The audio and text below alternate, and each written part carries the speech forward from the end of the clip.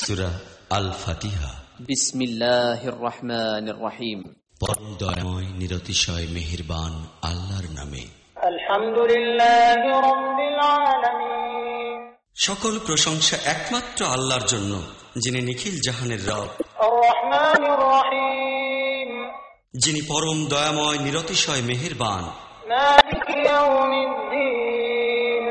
এবং বিচার দিনের মালিক। ইয়্যাকা না'বুদু ওয়া ইয়্যাকা নাস্তাঈন। আমরা কেবল তোমারই ইবাদত করি এবং কেবল তোমারই নিকট সাহায্য প্রার্থনা করি। ইহদিনাস সিরাতাল মুস্তাকিম। আমাদিগকে সঠিক সুদৃঢ় পথ প্রদর্শন করো।